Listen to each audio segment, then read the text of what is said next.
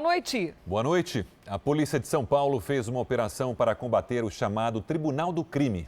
Nele, criminosos julgam e executam as vítimas, seguindo suas próprias leis. 7 suspeitos foram presos e um homem marcado para morrer foi libertado. Os policiais chegaram momentos antes do homem ser julgado pelo Tribunal do Crime. O cativeiro fica numa comunidade na zona leste de São Paulo. Polícia! Vai, deita! Polícia, deita! Bota a mão! Deita! Algema todo mundo! Sou vítima. Quer o quê? Sou vítima. Não se encosta! Levanta pra mim. Sou vítima. Deixa eu ver você. A vítima é um cabeleireiro. Ele teria assediado a mulher de um traficante. A ordem para a execução partiu de dentro de um presídio. Ele estava chegando em casa, foi arrebatado, vendado, ele não sabia em que favela ele estava, foi levado para um lugar que ele não sabe onde é. A família dele foi cientificada de que ele ia ser julgado. O segurança foi preso. Na Zona Sul, policiais militares chegaram tarde ao cativeiro. Os suspeitos conseguiram fugir, levando a vítima, que comandava o tráfico de drogas na região e teria tido um desentendimento com uma facção criminosa. A quinta-feira movimentou todas as equipes de investigação do Departamento de Homicídios. Os policiais fizeram buscas na comunidade da Funerária, zona norte de São Paulo. Os agentes procuravam suspeitos de atuar no chamado Tribunal do Crime. Indivíduos, se auto-intitulando juízes do crime, julgando desafetos ou pessoas por eles julgadas como criminosas, como autoras de delito ou como também que contrariassem as determinações deste tribunal e daquela comunidade. 18 pessoas eram procuradas, 6 foram presas. Entre elas, 2 mulheres suspeitas de atrair as vítimas para o local onde foram mortas. Segundo a investigação, o grupo criminoso é responsável pela morte de pelo menos 5 pessoas. Os homicídios aconteceram em fevereiro e abril deste ano. Apenas uma das vítimas tinha ligação com o crime organizado. As outras 4 foram executadas por serem suspeitas de ter cometido violência sexual na comunidade. Essas execuções se deram em praça pública, eles foram levados para algumas vielas ali das comunidades e executados na frente da população. Veja agora outros destaques do dia. Estudante picado por naja e padrasto são investigados por tráfico de animais. Número de casos de coronavírus passa de 2 milhões no Brasil. E as 2 maiores capitais registram melhora na pandemia. Toma posse o 4º ministro da Educação do governo Bolsonaro. Hackers com o apoio da Rússia são acusados de tentar roubar segredos de vacinas. Meteoro leva beleza ao céu do Nordeste.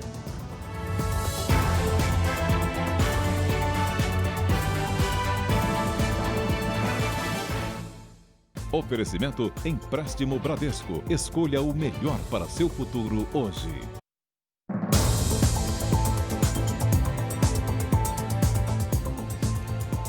A polícia fez uma operação de busca e apreensão na casa do estudante picado na semana passada por uma cobra naja. A polícia investiga se ele faz parte de uma rede de tráfico internacional de animais. O tenente-coronel da PM do Distrito Federal, Eduardo Conde, é suspeito de ajudar o estudante de veterinária, Pedro Santos Krambeck, a esconder provas para atrapalhar as investigações. Eduardo Conde é subcomandante do Comando de Policiamento de Trânsito e irmão do subcomandante-geral da Polícia Militar aqui do Distrito Federal. O oficial da PM teve o celular apreendido pela polícia durante a operação. Conde é padrasto do estudante de veterinária e vai ter que explicar por que não denunciou o enteado que criava cobras exóticas dentro da casa onde moravam. Hoje ele prestou depoimento à polícia, mas não falou com a imprensa. O advogado da família também não quis dar nenhuma declaração.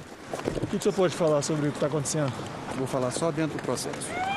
Após cumprir 4 mandados de busca e apreensão, a polícia encontrou outra cobra conhecida como cobra do milho, na casa de um ex-estudante de veterinária. A polícia não informou se ele tem ligação com Pedro Crambecchi. Eu ganhei ela de presente quando eu cursei veterinária, há alguns anos atrás já. O caso ganhou repercussão na semana passada, quando o estudante de veterinária foi picado por uma cobra naja. A polícia apreendeu a serpente e descobriu um cativeiro com outras 16 cobras. Pedro seria um negociador de serpentes exóticas pela internet. Uma das cobras encontradas no cativeiro ilegal estava numa caixa do CETAS, o Centro de Triagem e Recuperação do IBAMA. Um agente do órgão prestou depoimento essa semana. No Rio Grande do Sul, a polícia está à procura de uma quadrilha especializada em assaltos a mercados. Armados, os criminosos agem sempre de forma violenta, ameaçando funcionários e clientes. Paloma Poeta, boa noite. Alguém já foi identificado? Olá, boa noite, Cristina, Sérgio, boa noite a todos. Já sim, inclusive, a polícia já pediu a prisão preventiva de todos os integrantes desse grupo. Os ataques aconteceram todos na cidade de Vacaria, no interior do estado.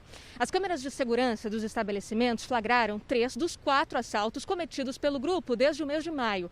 Segundo a polícia, em todos os casos, os criminosos agem muito agitados. Eles já chegam apontando a arma para clientes e funcionários, pegam o dinheiro e então fogem. Pelo menos 4 homens estariam envolvidos nos ataques. Cristina, Sérgio. Obrigada, Paloma. A pandemia mudou hábitos de consumo. Uma pesquisa mostra que os brasileiros decidiram gastar mais com alimentos e frear as compras de produtos mais caros, como eletrodomésticos. Eles bem que tentam. Baratinho, vai laranja. Tem promoção aí, ó. Até porque o movimento na tradicional feira do bairro caiu bastante. Dona Tereza cuida da barraca de pastel. Diz que foi a que mais sentiu a queda no consumo entre os feirantes. Sentiu bastante. Porque o gostoso é comer aqui, né? Fritar na hora e já comer. Mas, em compensação, alguns clientes novos apareceram. Pessoas que sempre trabalhou, ficou em casa, vinha na feira comprar. E aí, nesse movimento, melhorou bastante. Uma mudança no hábito do freguês também foi notada por aqui. Para gastar menos no quesito alimentação e ter algo mais saudável na mesa, boa parte dos consumidores tem deixado durante a pandemia a comida pronta de lado e tem buscado alimentos frescos para levar para casa. A gente enxergou aí uma oportunidade de estar economizando também com alimentação fora do lar, que às vezes a gente no dia a dia não percebe, mas pesa, né? A nova realidade de consumo é apontada por uma pesquisa feita pela Confederação Nacional das Indústrias. Produtos essenciais como os de higiene e alimentação tiveram aumento de consumo. Já produtos mais caros, como eletrodomésticos, caíram. Itens como roupas e cosméticos também sentiram a retração. Mostra de uma forma geral também que a demanda deve seguir com um patamar um pouco mais reduzido durante algum tempo. E com isso a própria atividade econômica ela não deve de uma hora para outra retomar de uma forma mais forte. Como a gente percebe pelo comportamento do consumidor, essa demanda deve voltar de uma forma um pouco mais gradual. Na casa desta empresária, mãe de gêmeos, a pedida da vez é ter equilíbrio. É claro que a gente precisa readequar alguns gastos que a gente tinha antes. Nesse momento, acho que todo mundo está apertando os cintos, né? E aqui em casa também não foi diferente. No R7.com você encontra outros detalhes dessa pesquisa que acabou de ver na reportagem depois do jornal. Acessa lá. O Brasil ultrapassou hoje os 2 milhões de infectados pelo coronavírus. Segundo o Ministério da Saúde, o país tem hoje 2.012.151 casos confirmados e 76.688 mortos. Foram 1.322 registros nas últimas 24 horas. Ainda de acordo com o boletim do Ministério da Saúde, 1.296.328 pacientes estão recuperados e 639.135 seguem em acompanhamento. A Controladoria Geral do Estado do Rio de Janeiro encontrou indícios de sobrepreço nos leitos de hospitais de campanha contratados pela gestão de Wilson Witzel. Os valores dos equipamentos de saúde também registraram aumentos, em alguns casos, de quase 300%. Eles querem receber. Enfermeiros do Hospital de Campanha do Maracanã foram contratados pelo IABAS, Instituto de Atenção Básica e Avançada à Saúde, que foi impedido de administrar a unidade. A organização social está no centro dos escândalos de corrupção no estado. Ela assinou com o governo de Wilson Witzel contratos para construir 7 hospitais de campanha. Só 2 funcionam, mesmo assim abaixo da capacidade. Os contratos foram analisados pela Controladoria Geral do Estado, que apontou indícios de irregularidades e sobrepreço. Na proposta original, que previa 1.400 leitos, o IABAS receberia pouco mais de 670 milhões de reais. Depois de um termo aditivo assinado com a Secretaria de Saúde, o número de leitos programados caiu, mas o valor pago pelo Estado aumentou. Na auditoria, foram encontrados ainda itens que tiveram aumento de quase 300%. Foi o caso dos equipamentos de proteção individual, os EPIs, e também da locação de equipamentos médicos. Para a Controladoria Geral do Estado, as irregularidades encontradas mostram que não houve planejamento nas contratações. Em nome da pandemia, gastou-se muito e sem nenhum controle. Não houve preocupação sobre o gasto. Acho que se entenderam que pandemia poderia haver uma liberdade de gasto. A administração pública ela tem a obrigação de trabalhar em cima de planejamento. Os supostos crimes na gestão da saúde do estado do Rio são investigados pela polícia e também motivam o processo de impeachment do governador Wilson Witzel na Assembleia Legislativa. O IABAS disse que não tomou conhecimento do relatório e que os valores do contrato aditivo foram reflexo do aumento de preços ocorrido por causa da pandemia. Disse ainda que encaminhou à Fundação de Saúde, agora responsável pelo Hospital do Maracanã, a folha de pagamento de junho. A Secretaria Estadual de Saúde informou que todos os contratos com organizações sociais estão sendo revisados e toma medidas para ressarcir aos cofres públicos os valores já pagos. As 2 maiores cidades do Brasil, Rio de Janeiro e São Paulo, registram boas notícias sobre a Covid-19. O número de novos casos e mortes vem caindo. Na capital paulista, graças à queda na taxa de ocupação dos leitos, a prefeitura vai conseguir fechar uma das alas de um hospital de campanha, com 561 vagas, e abrir 192 em uma unidade permanente. Nas últimas 2 semanas, os casos de mortes e contaminação estão em queda, o que levou o estado a reabrir parcialmente os parques da cidade. No Rio de Janeiro, um estudo analisou a taxa de contaminação em 6 regiões da cidade nos últimos 15 dias e identificou desaceleração de mais de 10% do contágio. 200 leitos de enfermaria serão desmobilizados de um dos hospitais de campanha do município. Isso é uma coisa natural nas epidemias. A epidemia acontece, infecta todos suscetíveis e as pessoas que têm ou resistência adquirida pela infecção ou resistência que a gente chama celular ou inata, o vírus não consegue infectar mais. Então ele começa a diminuir a sua taxa de evolução. Diante da queda dos casos, a Prefeitura do Rio anunciou a fase 4 da flexibilização. A partir desta sexta-feira, aqui na Orla das Praias, o estacionamento volta a ser permitido para carros visitantes, e não só para os de moradores do bairro. Os esportes coletivos nas areias também foram liberados, mas só de segunda a sexta-feira. Pontos turísticos da cidade, como o Pão de Açúcar, voltarão a abrir, mas ainda com 1/3 da capacidade e respeitando regras de distanciamento. As creches e escolas municipais e particulares seguem fechadas sem previsão de retorno. O educador Milton Ribeiro tomou posse hoje no Ministério da Educação. Ele é o 4º ministro a comandar a pasta em 1 ano e meio de governo. No Palácio do Planalto, ministros e poucos convidados. O presidente Bolsonaro acompanhou do Palácio da Alvorada por videoconferência.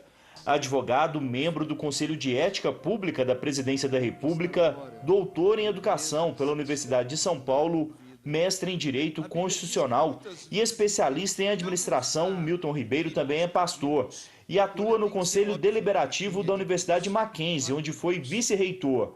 No discurso de posse, lembrou do compromisso assumido com o presidente. ele me disse: olhe com carinho para a educação das crianças e ao ensino profissionalizante, professor. Hoje, publicamente, assumo o compromisso de que seguiremos essa orientação, presidente. O novo ministro negou ser a favor do uso da violência na educação. Jamais falei em violência física na educação escolar e nunca defenderei tal prática, que faz parte de um passado que não queremos de volta. O presidente agradeceu ao novo ministro e falou em resgatar o respeito ao professor. Os professores são praticamente os nossos segundos pais. São aqueles que nós devemos respeito e reconhecimento por aquilo que nos ensinam e ficará para sempre em nossas vidas. Não é fácil a vida de professor nos dias atuais.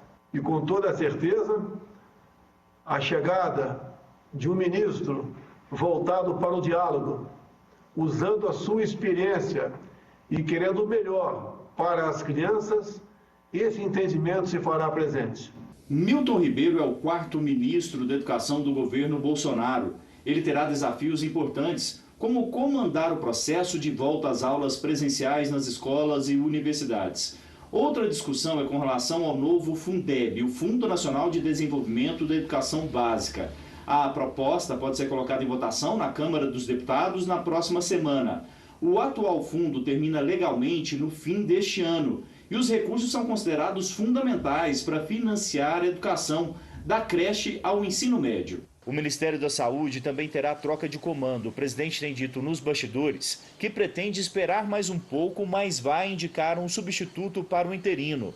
Na avaliação de Bolsonaro, o general Pazuello tem feito um bom trabalho, elogiado até por governadores. Mas após esse período crítico da pandemia, um novo profissional vai ser colocado à frente da pasta.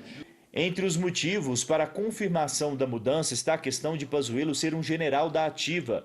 Outro ministro que estava nessa situação era Luiz Eduardo Ramos, da Secretaria de Governo. O responsável pela articulação política do Planalto passou hoje para a reserva do Exército. Um grupo de hackers que pode estar ligado ao serviço de inteligência da Rússia foi acusado de tentar roubar pesquisas sobre vacinas contra a Covid-19. A acusação foi feita em conjunto por Reino Unido, Canadá e Estados Unidos. O grupo apontado como autor dos ataques se chama Cozy Bear e já é conhecido no meio de segurança cibernética. Segundo as investigações, os espiões são responsáveis por uma série de ataques contra governos e organizações nos últimos anos. Desta vez, os criminosos teriam tentado roubar pesquisas sobre vacinas contra o coronavírus, feitas por universidades e empresas farmacêuticas. Os investigadores acreditam que os hackers possam ter ligação com o serviço de inteligência russo. Mas Moscou nega estar por trás dos ataques. Nesta semana, a Rússia anunciou que fez os primeiros testes em humanos de uma vacina produzida no país. Em Nova York, 4 policiais se feriram no encontro entre manifestantes contra e a favor da polícia. Uma câmera de segurança flagrou um homem que usa uma barra de ferro para agredir um policial. Nesta outra imagem, o homem aparece fugindo. A polícia oferece o equivalente a R$13 mil por informações que levem à identificação do agressor. Ao todo, 37 pessoas foram presas. Vamos agora com a opinião do jornalista Augusto Nunes. Boa noite, Augusto. Boa noite, Cristina, Sérgio. Boa noite a você que nos acompanha. O vídeo que registrou o assassinato de George Floyd por um policial norte-americano provocou uma onda mundial de protestos que popularizaram a palavra de ordem: vidas negras importam. Mas o que deveria ser um definitivo basta ao preconceito e à discriminação ameaça transformar-se num perigoso elogio da intolerância. A ofensiva dos talibãs do movimento começou com a depredação de monumentos considerados racistas, prosseguiu com a adulteração de episódios históricos e desembocou numa abjeção muito em voga na internet hoje. Quem escrever uma única vírgula que desagrade aos donos da verdade é punido com o chamado cancelamento, uma espécie de linchamento virtual executado por hordas anônimas. É hora de lembrar que toda vida humana importa, negra ou não. É hora de lembrar que o convívio dos contrários é inseparável da democracia e que a destruição de monumentos ou a troca de nomes de rodovias não apagam o que aconteceu. Para que haja um futuro mais luminoso, é essencial olhar de frente os erros do passado e compreender que eles não podem ser reprisados nunca mais. Veja daqui a pouco, o policial militar morre depois de queda de helicóptero durante treinamento em São Paulo. E também, meteoro brilhante no céu do Nordeste assusta moradores.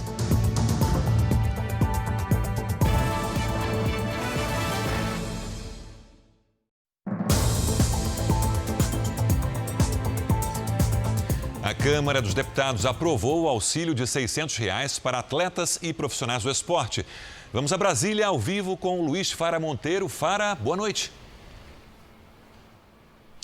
Boa noite a todos. Sérgio, esse pacote de ajuda a atletas chega a R$ 1 bilhão e 600 milhões de reais. Esses profissionais devem comprovar atuação na área nos últimos 2 anos e não podem ter vínculo formal de emprego. Além das 3 parcelas dos R$ 600 do auxílio emergencial, a proposta prevê renegociação de dívidas de entidades, também linhas de crédito para empresas do setor. Os contemplados seriam atletas, para-atletas, técnicos, preparadores, professores de educação física, árbitros, promotores de competições esportivas e também os massagistas. Esse texto agora segue para a análise dos senadores. De Brasília, Luiz Fara Monteiro. Até amanhã, Fara.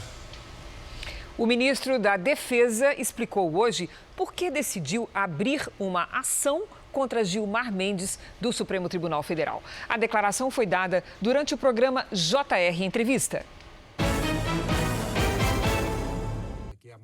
Em conversa com os jornalistas Clébio Cavagnoli e Luiz Fara Monteiro, Fernando Azevedo falou sobre a representação contra Gilmar Mendes. O ministro do Supremo associou o Exército à palavra genocídio ao criticar o governo no combate ao coronavírus.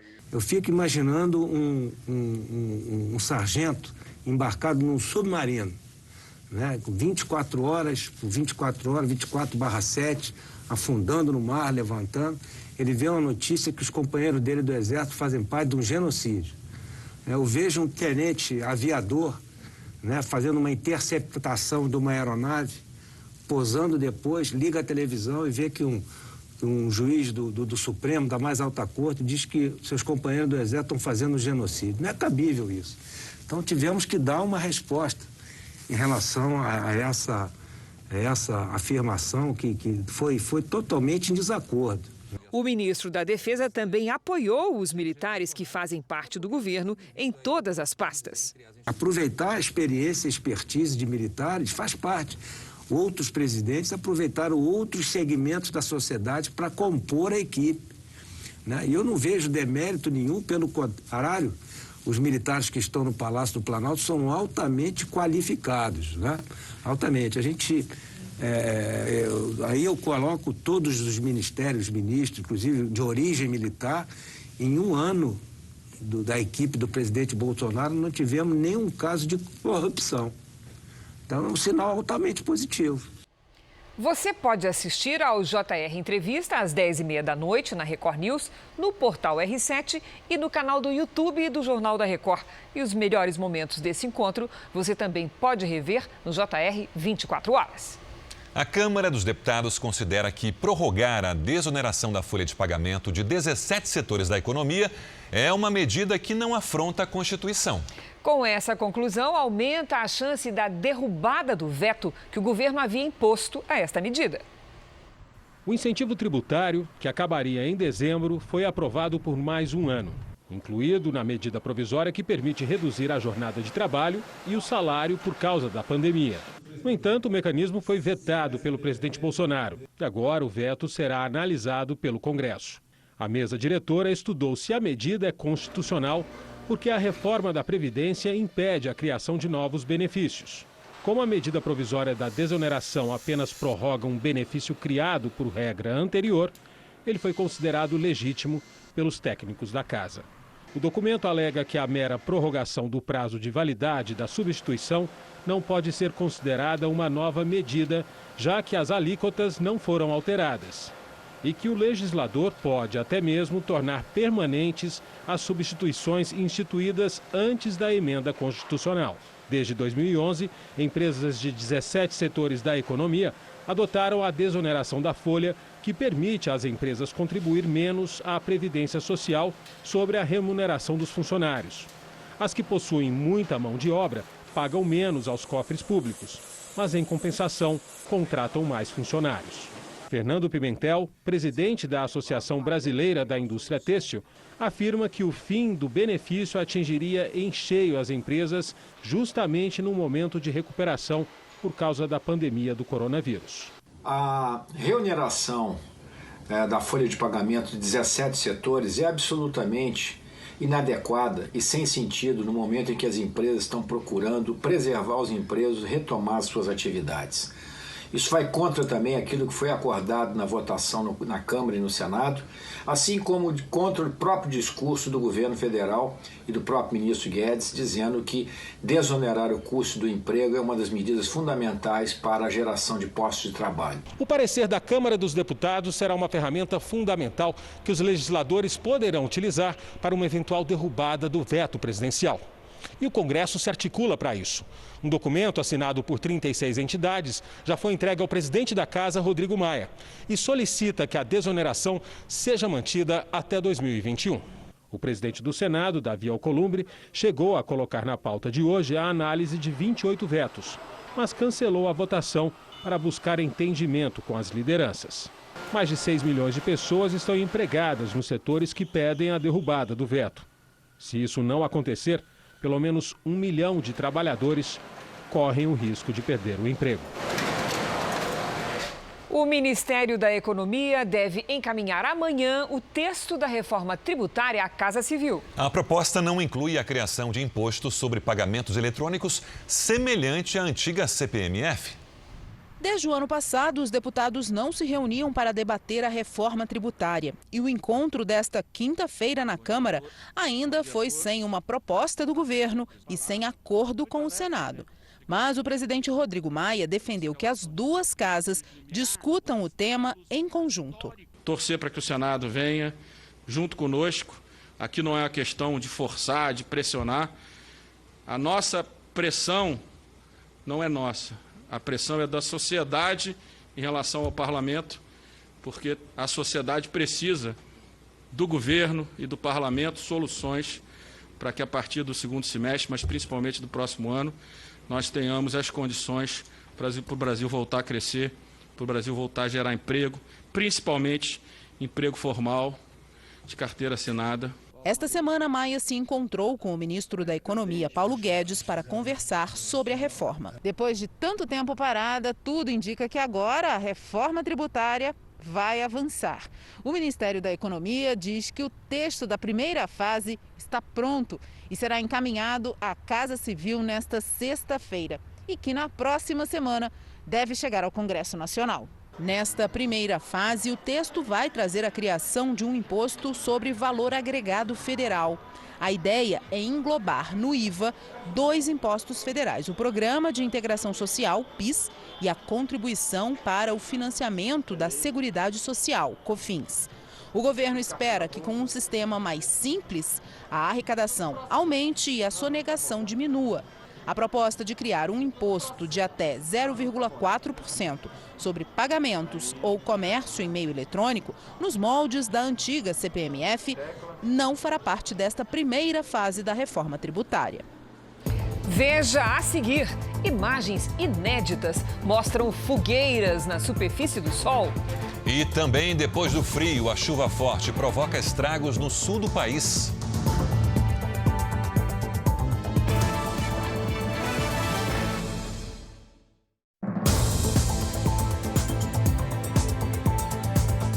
A Polícia Federal indiciou em São Paulo o ex-governador Geraldo Alckmin por corrupção, lavagem de dinheiro e Caixa 2. A Giovana Rizardo tem os detalhes ao vivo. Giovana, boa noite. Boa noite, Sérgio. Boa noite a todos. As investigações fazem parte da Operação Lava Jato, que tem como base as delações do grupo Odebrecht. Além de Geraldo Alckmin, o ex-assessor da Secretaria de Planejamento, Sebastião Eduardo Alves de Castro, e também o ex-tesoureiro de campanha, Marcos Monteiro, foram indiciados. Os policiais também tiveram acesso aos e-mails da empreiteira, ligações telefônicas, conversas pelo celular e documentos que indicariam a prática de cartel no metrô de São Paulo e no Rodoanel. Em nota, a Odebrecht diz que reconhece os erros do passado e hoje tem controles mais rigorosos. O PSDB, partido de Alckmin, informou que tem confiança no ex-governador. A defesa de Alckmin diz que ele jamais foi chamado ou intimado para dar qualquer explicação sobre a acusação. Agora cabe ao Ministério Público decidir se prossegue com a denúncia. Sérgio e Cristina. Obrigado, Giovana. O Marco Legal do Saneamento Básico prevê, entre outras metas, que até 2033, quase 100% da população brasileira tenha água potável. Superar a deficiência do Brasil no setor é um desafio gigantesco. Nossa reportagem mostra os problemas em 3 capitais muito diferentes. Em vez de ruas, vias estreitas de madeira feitas pelos próprios moradores. Moro há 47 anos aqui. E é da mesma maneira que eu me criei aqui, ainda se encontra assim mesmo. Essa é uma entre muitas comunidades de Belém. A cidade não tem nem 5% de saneamento básico, segundo o levantamento do Instituto Trata Brasil. Dos 10 piores municípios no ranking do Brasil, 3 estão no Pará. Aqui não tem esgoto, fica tudo jogado aqui na vala. Aqui nessa comunidade onde nós estamos, existem cerca de 1.100 casas. São aproximadamente 6.000 pessoas vivendo em situação bem precária. Aqui, por exemplo, não tem nem rede de esgoto, muito menos água encanada. São centenas de famílias que tentam sobreviver desse jeito há quase 100 anos. Em casa eu não tenho água na torneira. Quando eu preciso, eu tenho que pagar as pessoas para carregar para mim, senão eu não tomo banho, não faço nada. A falta de saneamento gera outros problemas. Aqui muitas pessoas elas ficam doentes por conta dessa falta de saneamento básico, por falta da água encanada, por falta de água potável. Denivaldo vive neste bairro de Salvador que há décadas espera por obras de saneamento. Conta que cansou de ver os filhos ficarem doentes por causa do esgoto a céu aberto. A gente leva para o médico. Chega lá, o médico passa o remédio, a gente volta,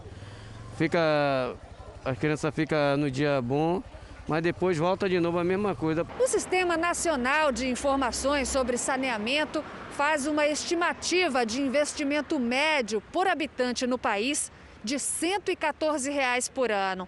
Em Salvador, esse investimento é menos que a metade disso, o 9º valor mais baixo entre as capitais brasileiras. Ainda assim, falta dinheiro para melhorar a infraestrutura em muitas localidades. Para a gente viver de maneira mais digna, tem que ser investido, né? Nós estamos aguardando por isso. Coração econômico do país, capital do estado mais rico, a cidade de São Paulo ainda tem lugares assim, onde o lixo fica espalhado, falta água e o esgoto corre a céu aberto. São 1.049 famílias, são 500 ligações de água legal e 549 ilegal. Mesmo no estado mais rico da federação e onde o saneamento avançou mais, ainda há desafios grandes. Reduzir essa desigualdade é uma das principais metas do Marco do Saneamento, que permite a concessão do serviço à iniciativa privada. Para atingir o objetivo, são necessários investimentos. O desafio é como fazer isso sem aumentar o custo para a população. O nível de ineficiência operacional é muito alto, né? Só para você ter uma ideia, a gente tem aproximadamente 38% de perda de água como média nacional. Levantamento do Instituto Trata Brasil indica que as 10 cidades brasileiras com melhores indicadores de saneamento gastam quase 5 vezes menos em doenças transmitidas pela água, como diarreia e leptospirose, do que os 10 municípios com pior nível de saneamento. É uma equação bem conhecida. Mais investimentos em saneamento básico, menos gastos em saúde. Um consórcio que atua numa parceria público-privada para construir presídios é suspeito de fraudar o contrato e desviar mais de 100 milhões de reais. 13 mandados de busca e apreensão foram cumpridos em São Paulo e Minas Gerais. A polícia alega ter indícios de irregularidade no contrato entre o governo mineiro e um consórcio formado por 5 empresas. Essas firmas se uniram para construir um presídio privado em Ribeirão das Neves, região metropolitana de Belo Horizonte, inaugurado 7 anos atrás. O contrato de 2 bilhões de reais ganhou aditivos ao longo dos anos. A polícia acusa o consórcio de receber por serviços que nunca foram prestados. Por exemplo, de construir apenas 3 dos 5 presídios prometidos e de nunca entregar o circuito interno de segurança do presídio de Ribeirão das Neves, que o próprio Estado teve que comprar. O prejuízo aos cofres públicos seria em torno de 120 milhões de reais. O inquérito agora vai para o Ministério Público Estadual, que vai decidir se oferece ou não denúncia contra os investigados. Ao que tudo indica, foi destinado de forma indevida valores do erário público para esse consórcio de empresas. A empresa responsável pela construção e administração do presídio diz que recebeu com surpresa a ação da polícia e cumpre as obrigações com transparência. Um policial morreu hoje ao cair de um helicóptero da PM no interior de São Paulo. Os policiais militares faziam na manhã de hoje um treinamento conjunto da Força Tática e do Comando de Aviação no aeródromo de Álvares Machado, quando o acidente aconteceu.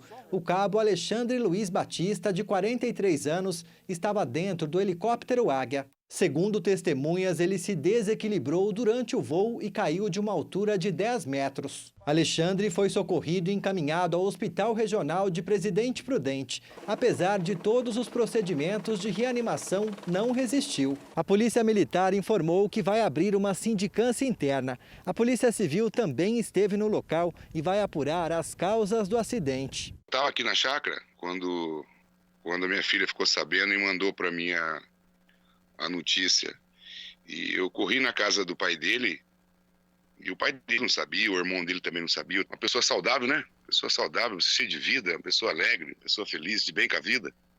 Entendeu? De repente aconteceu um negócio desse. O irmão do policial falou por telefone com o Jornal da Record. O sonho dele era ser um policial militar, era a vida dele, polícia militar. É uma dor indescritível, uma dor inabalável. Ele morreu fazendo tudo que mais amava. A pandemia provocou um inesperado desequilíbrio no mercado de motocicletas no país. A produção caiu 98%. Já a procura aumentou, motivada principalmente pelos serviços de delivery. A espera para comprar uma moto popular pode durar até 2 semanas. José Carlos é presidente do sindicato que reúne 2.500 mototaxistas e motoboys.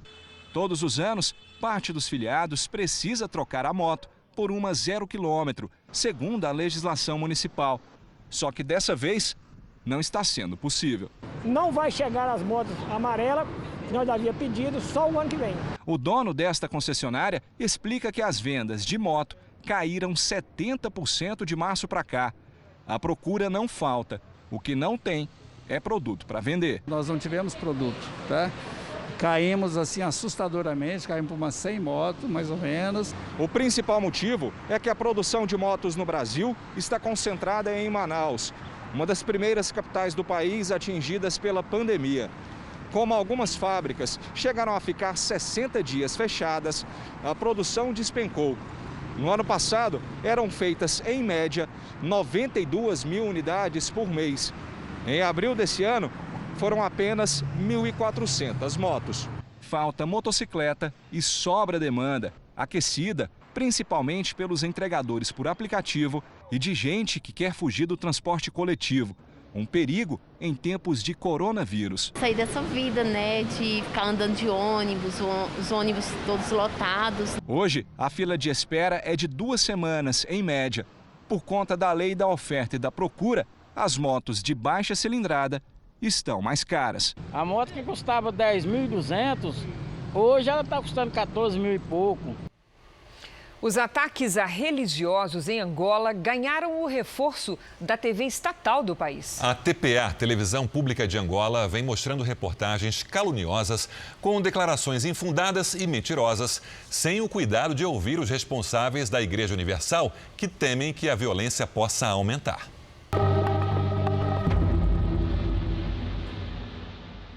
A reportagem da TV de Angola é crítica à igreja e tenta supostamente mostrar que os integrantes angolanos da instituição são discriminados pelos líderes da Universal. O personagem entrevistado, um jovem pastor, diz estar doente e que foi abandonado pela igreja por ter se negado a fazer vasectomia. Lembrar que por eu ter negado a fazer a vasectomia e também ter aceito a causa da reforma, excluíram a minha noiva da reunião. A afirmação é rebatida pela responsável pelo setor de saúde da Universal em Angola. O senhor Frederico, chegou até nós, ao departamento, fim do ano 2019, alegando ter um problema de tuberculose. E de prontidão, nós então o acolhemos e começamos logo a tratar da situação do pastor. E na altura, ele então decidiu ir para casa, cuidar-se em casa, visto que é contagioso. E foi de livre, espontânea vontade. Mas então, em março, ele disse que a medicação da tuberculose não estava fazendo muito bom efeito. Então, para melhor cuidá-lo, encaminhámos-los para uma clínica de referência, na altura é a multiperfil. Além de assistência médica, o pastor que deu entrevista para a TV angolana continua recebendo ajuda de custo no valor equivalente a R$ 1.450.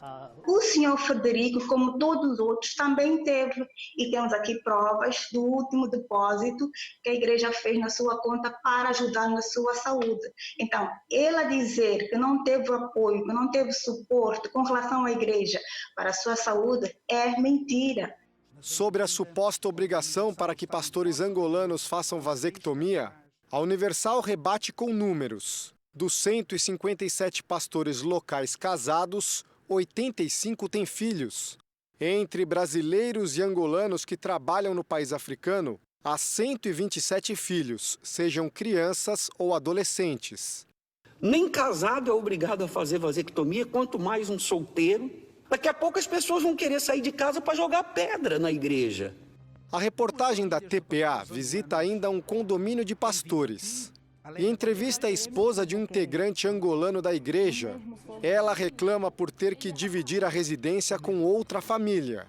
Cozinhamos separados. O que você vai querer não é o que eu vou querer. No mesmo fogão? No mesmo fogão. Às vezes a casa já encontra mal, feia, os sofás sujos, terrível. O pastor, marido da mulher que reclama de discriminação, recebe uma ajuda mensal de R$ 4.100, além de carro e moradia. Em Angola, o salário de um professor diplomado é equivalente a R$ 1.100. Sobre a reclamação de que são obrigados a viver em casas compartilhadas, a igreja diz que apenas 6% dos pastores casados moram em casas com outra família e todos sempre são realocados para casas particulares. A TPA é a televisão pública de Angola e pertence ao governo do país.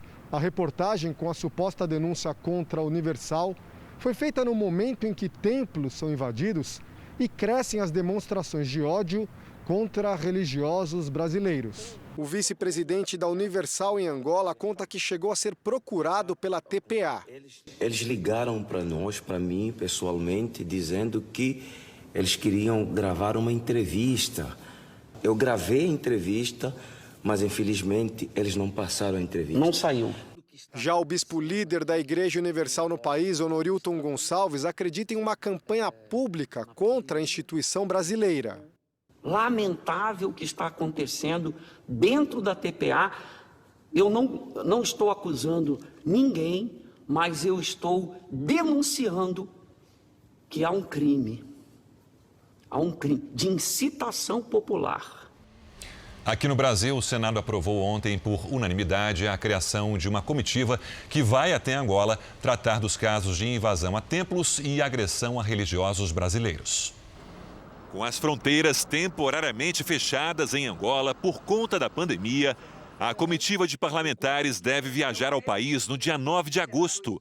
Na semana que vem, nós vamos contactar com o ministro Ernesto Araújo e ele, junto com as autoridades que estão inseridas nesse contexto, vamos organizar uma reunião virtual com autoridades angolanas, a fim deles ficarem cientes da questão que já ficou institucionalizada com a criação dessa comissão e as providências que a gente irá requerer através de protocolos e intercâmbios diplomáticos que nutrem a relação desses dois países. A partir do dia 9, nós vamos nos deslocar para Angola justamente para acompanhar todas as ações necessárias para a preservação da integridade física, o patrimônio e as condições de vida de brasileiros lá em Angola. A comitiva, formada por 8 parlamentares, 4 titulares e 4 suplentes, é uma resposta do Congresso Nacional aos episódios de perseguição religiosa, violência e de xenofobia contra brasileiros em Angola. Quero aqui também deixar a minha solidariedade a todos os pastores, bispos brasileiros da Igreja Universal que estão sofrendo essa perseguição aí no país de Angola. O governo brasileiro já enviou uma carta oficial ao governo de Angola para que tome as medidas necessárias, em especial as autoridades locais, para que a harmonia entre os nossos povos possa prevalecer. Estamos aguardando essa resposta, porque não faz sentido. Um país que tem tantas afinidades com o Brasil que recebe os angolanos sempre de braços abertos e que trabalham, que vivem felizes aqui, esperamos sim uma reciprocidade. Voltou a chover no Rio Grande do Sul e os níveis de alguns rios já estão subindo. Quase 1.000 moradores ainda estão fora de casa desde as inundações da semana passada. Sabrina está com a família neste abrigo em Eldorado do Sul, na região metropolitana de Porto Alegre, há uma semana e não sabe quando poderá voltar para casa. Tem risco de encher de novo os rios, tem risco de subir de novo a água. Então é muita informação para a gente pegar e assimilar tudo de uma vez só, entendeu? Ou sobe ou desce, entendeu? Mais de 900 moradores de 23 cidades gaúchas continuam fora de casa por causa dos alagamentos da semana passada e não devem voltar tão cedo. Começou a chover de novo. A Defesa Civil divulgou um alerta para a possibilidade de novas enchentes e inundações em pelo menos 17 municípios. Os rios em torno dessas cidades já voltaram a subir, o que aumenta a preocupação para quem vive nesses locais. Os rios já estão acima da normalidade, então qualquer chuva adicional ela pode trazer problema nas regiões mais baixas. Quem mora nas áreas de risco já está se antecipando para evitar mais prejuízos. Agora nós estamos se estabilizando de novo, mas está assim, ó. Tem que levantar no máximo, assim até para mais, porque a água vem. E o frio avançou pelo Brasil, esfriou até na Bahia. Lidiane já está aqui conosco. Boa noite, Lid. Por que esfriou nos locais onde normalmente é muito quente? É estranho, né, Cris? Boa noite para você, para quem nos acompanha, porque a circulação de ventos gelados do sul está forte e ainda atinge áreas do Espírito Santo e do litoral sul da Bahia. Mais cedo, a ressaca na orla da zona sul do Rio de Janeiro cobriu de areia a ciclovia e também alguns quiosques. Amanhã o tempo volta a ficar firme no Rio Grande do Sul. E nada de chuva também entre o norte do Paraná e o Acre e em grande parte do Nordeste. Do Amazonas até o litoral sul da Bahia, pancadas a qualquer hora. A chuva frequente aumenta o risco de deslizamentos no leste baiano e também no litoral do Maranhão. Tem alerta para mar agitado entre a Bahia e Alagoas. Em Florianópolis, chove o dia todo, máxima de 21 graus. Em Cuiabá, faz até 35. Em Fortaleza, chuva, sol e 31 graus. No Rio de Janeiro, chance de nevoeiro. Depois abre aquele sol, viu? Mínima de 18 e máxima de 23. Em Salvador, faz 28 com chuva forte. Em Curitiba e em São Paulo, máxima de 24. Obrigada, Lid. Boa noite para você. A NASA e a Agência Espacial Europeia divulgaram hoje as imagens mais próximas já registradas da superfície do Sol.